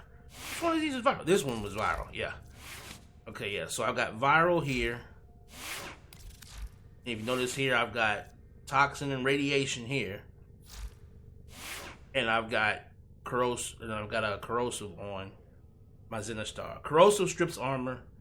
Of course, the viral will help me drop enemies faster after their armor's been stripped. And then, of course, Zenostar kill faster after their armor's stripped. But Death's Touch also, radiation, what it does is it causes enemies to go and kill each other. I only have it like that right now because I haven't really come up with another setup I want for that weapon. But you want to make sure you got some solid weapons to get you through, because for Necros, as you just saw, the key to creating a powerful army is being very deliberate in the people you choose to recruit for your army. And as you can see, I wasn't in any form or fashion truly OP'd yet. And the reason why I wasn't was because, again, I was using Creeping Terrified to show you how slow it was. How slow you can make an enemy. Normally, I wouldn't use that. I would instead use Shield of Shadows, simply because it helps me survive a lot more. You know, so I would just pop that on instead. I would pop on Shield of Shadow instead just to be able to survive a little longer. But the only thing with that is using it, I would need to get rid of this, and I would have to put on health conversion instead to make me tankier. So my shadows aren't tanky. I am tanky. Now, I can make these shadows tanky, but I would have to go for a super duration build. I would have to like make my duration be up into like the 200s. And a lot of these would suffer because of it. So I don't really use the shadows to be tanky. I don't even truly use them for their damage. That's the reason why I was wanting to make a big deal about focusing your kills. Focus on shield enemies, Eximus, all those special types. So that when you cast these enemies out, they're not only bullet sponges for this, but they're actually useful for things other than just damage, you know. Because you don't want to rely on just the damage. You want them to soak up the damage for you as well.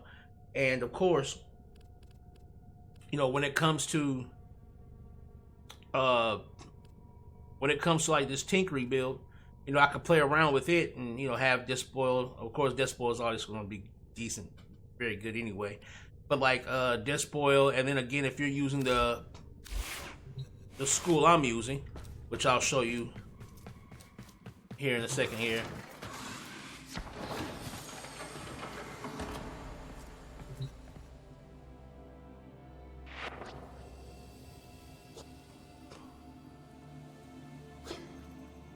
There's Zenerix school.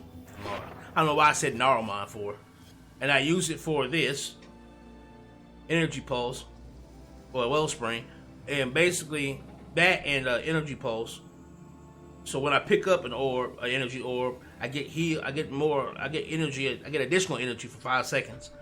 And then on that wellspring, if you saw, I kept coming out of my Warframe and I kept putting that ring down and I stood in it because that's what it does. It basically gives me more energy for 30 seconds. So having that and that together, that's a really good buff for energy. I don't really, you know, run out of energy for real. And then that actually has another thing called Hardened Wellspring, that if I cast it a second time, I can increase its size and boost its duration. And I can grant 20% ability strength to anybody inside. So I could pop that twice. I probably should pop that twice every time I do that. Pop, pop. And what I could do is, and I'm not going to show this, at least not here, but what I could actually do is this. I could actually mix,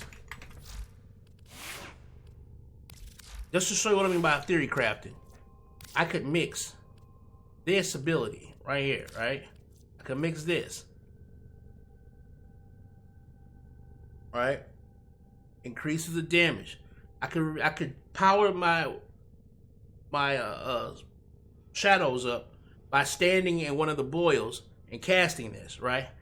But what I could do is I could actually put down that wellspring twice to boost my current strength stat on top of what this 50 does, another 20.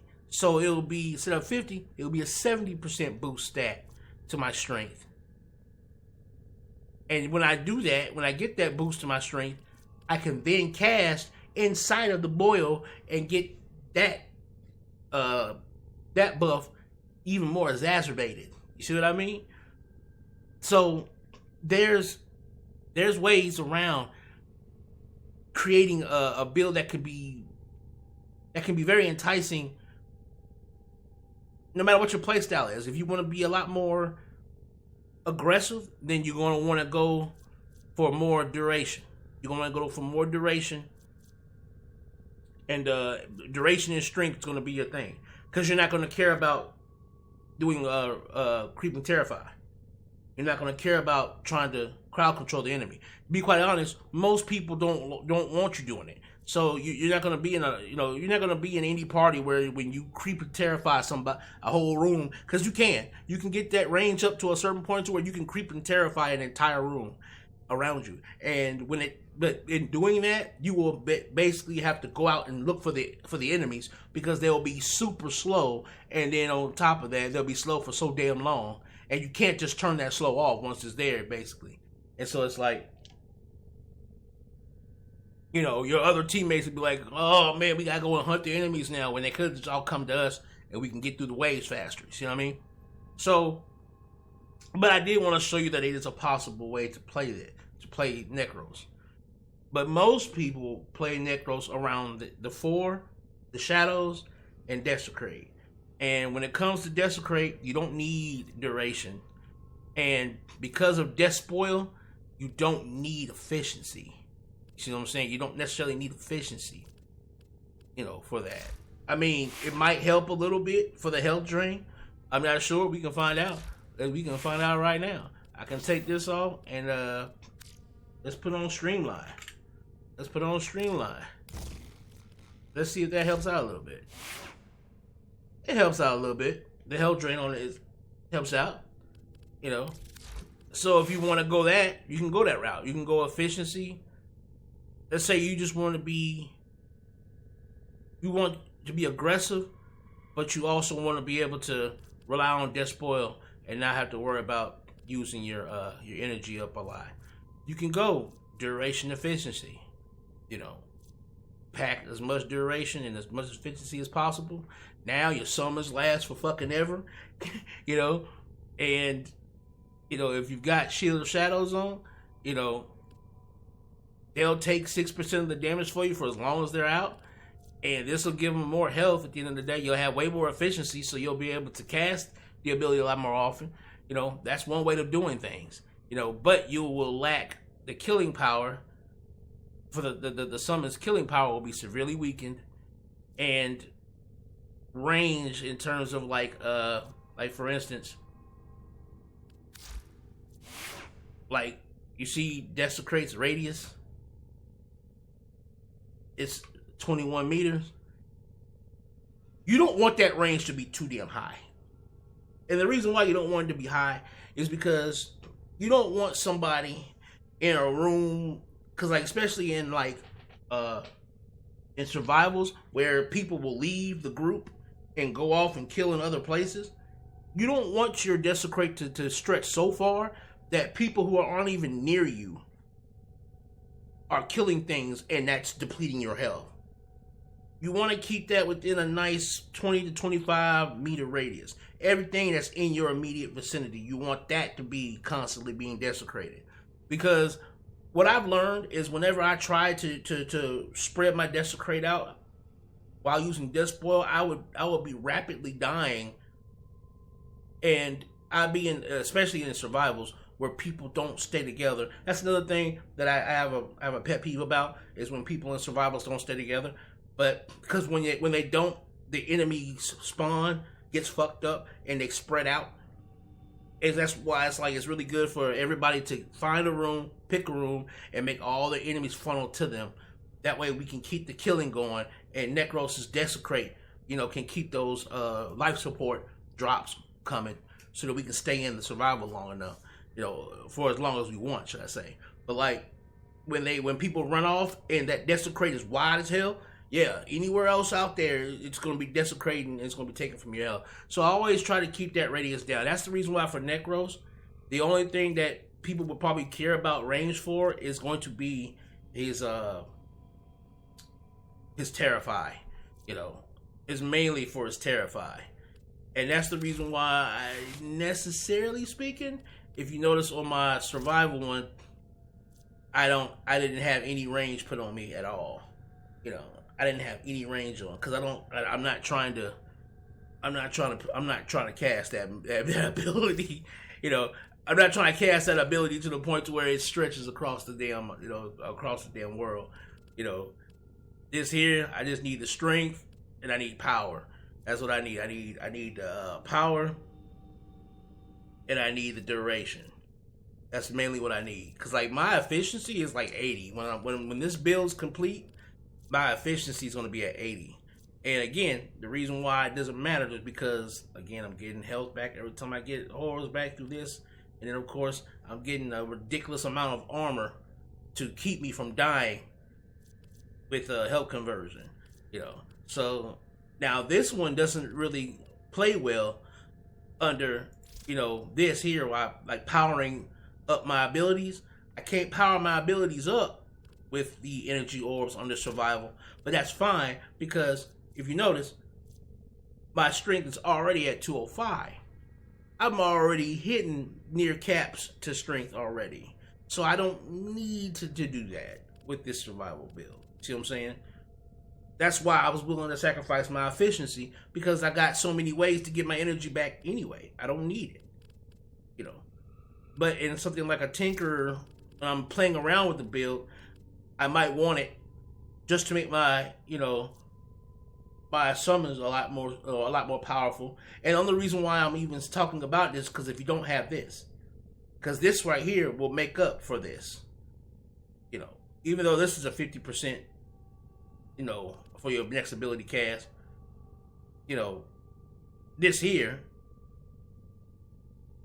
gives you a 90, it gives you a 24% damage increase to all your summons, but it stacks up to 15 fucking times. And it lasts for 20 seconds upon leaving the zone. So as long as you're in it, it just continues to last. But once the zone goes away, you get 20 more seconds of that power, of that boost. So honestly speaking, I don't even really need this if I'm going to be using Death's Touch, which I would be using Death's Touch.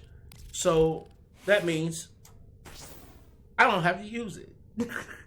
Now, if you notice, I didn't use Death's Touch for real for that reason in the in the previous defenses I showed you, because I wasn't trying to show how I would play my Necros like the way I play it at max level. I wanted to kind of show you how you could piece together a Necros build that will get you through, and what you would want to be looking forward to getting first. And that is, you want to join the Dark Red Veil, and you want to get at least these two. Creeping Terrify isn't totally necessary, and the Soul Survival one isn't really, but you want these two.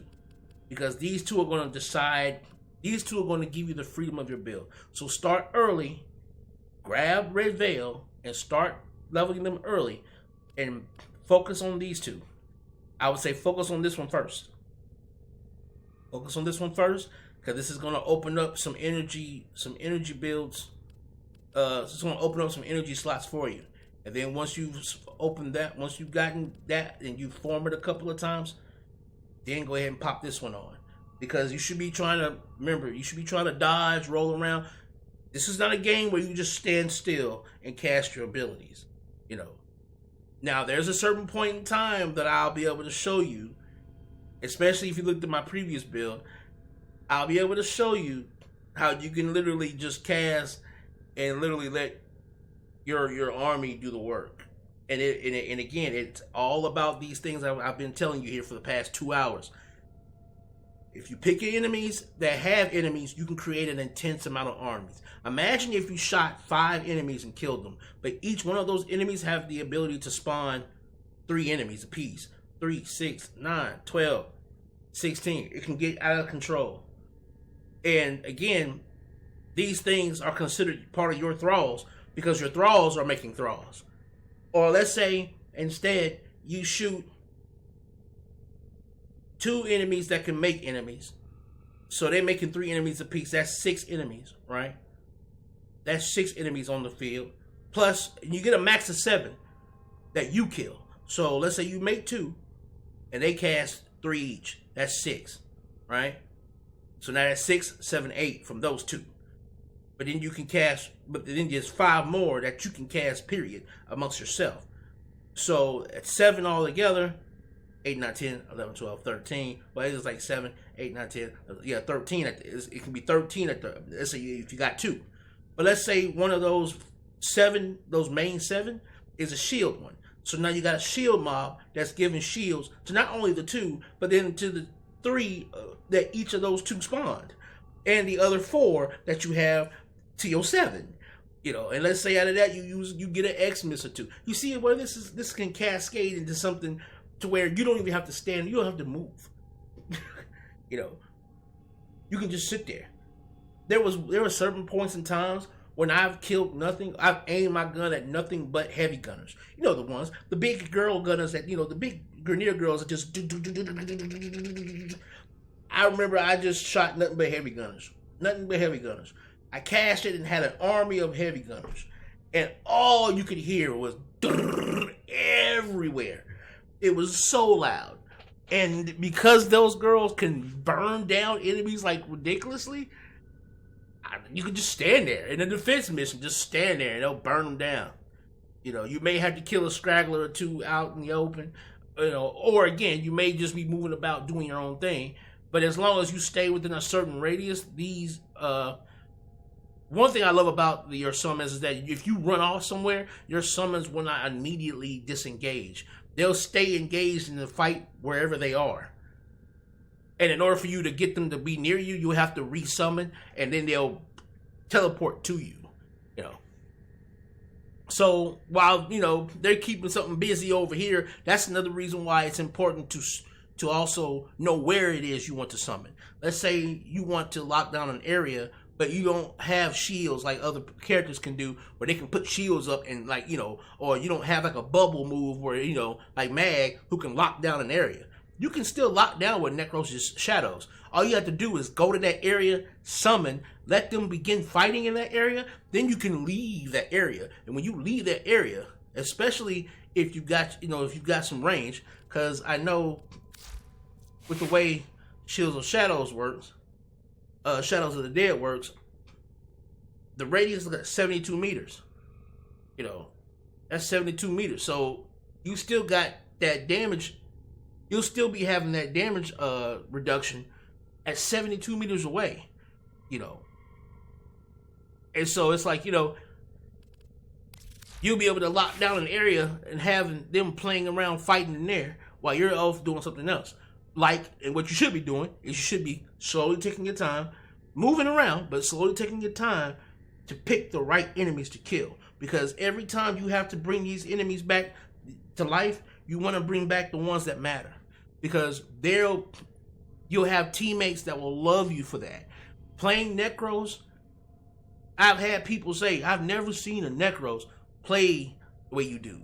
Where you don't pick random enemies to shoot, and you don't, you know, like every time you raise stuff, everything you raise is like all Xmas and stuff like that. I'm like, because, man, I don't just aimlessly shoot in the direction I see something running around. I don't have that thing where I see enemy, I shoot. I understand that as a Necros, as a necromancer, my power lies in my summons. You know, The helmet system has made everybody believe that, you can make your Warframe whatever you want it to be. And I don't care for it. I don't use the helmet system. I never will, because Warframe identities to me should be what they are. And for Necros, his ability that defines him is his summon. And when you play those summons correctly, when you play out the enemies you kill, because remember, you're death. And the idea here is death should have, the calmness to embrace the right people. The right ones need to die, so that when you bring them back, you can spread death, in a plethora of manners. Like you saw what was happening when I started picking the right enemies to bring back. You saw what was happening. All kinds of shit was going off. All kinds of abilities and buffs and whatever have you was happening to me, my companion, happening to the other, because again, the other undead, the other shadows are considered part of that crew, so they're getting the buffs of whatever. It's a cascading thing that it gets really awesome.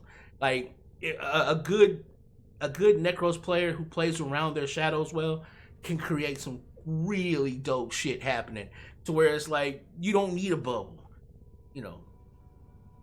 People be like, Frost, cast your bubble to protect the defense. Shit. I'm like, Frost, you ain't gotta do all that. Just give me one good run with some good enemy spawns. And don't kill the big. I usually tell people, don't kill the big ones. Let me have them. Don't kill the big boys. Don't kill the ones that are strong as hell. Don't kill the ones that can spawn other enemies. Let me kill them, because I can make better use of them than you will. Because when you kill them, they just die. When I kill them, I bring them bitches back and they work for us. And with the way I can keep my energy going, I can keep them alive indefinitely. And what you'll end up finding is that you'll spend a lot of your time playing Necros, constantly just hitting your 4 button, healing shit. Just healing your stuff. And at 7 spawns, and then some of those spawns having more, you'll never run out of enemies. You'll never run out of time. You'll never run out of enemies. There'll never be a time when you'll push forward and not have an army spawn out of nowhere. So you'll find yourself just standing around, pushing the button. But that's later on, and that's when you're playing with people. Now, when you're not, again, that goes back to this build. This build, when I'm done with it, I'll show you in another video where I can literally be by myself, playing in the void. I'll do mod. I think I'll do either mod or I'll do a defense in the void. And I'll let it build up, and I'll let you see how long I can actually go, just by pinning down the right build.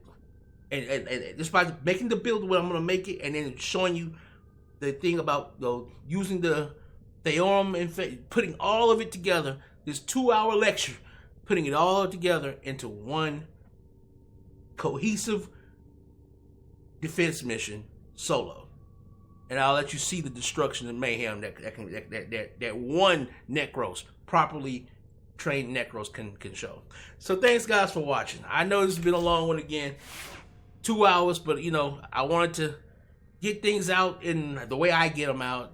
People may not like the way this went down. People might be like, you do too much of this, do too much of that. It's just the way I explain things. And Necros is my absolute favorite Warframe. It is the Warframe that I have the most experience with, and I have ideas in my head about him, and I'm still coming up with theories about how I can tweak his gameplay to make him even more unique and even more powerful. So I have a lot to say when it comes to Necros. So thanks guys for watching. If you made it this far, you are a champ. Thank you.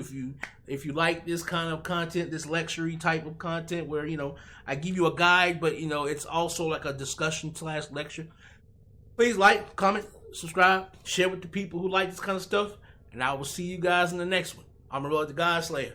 I'm out.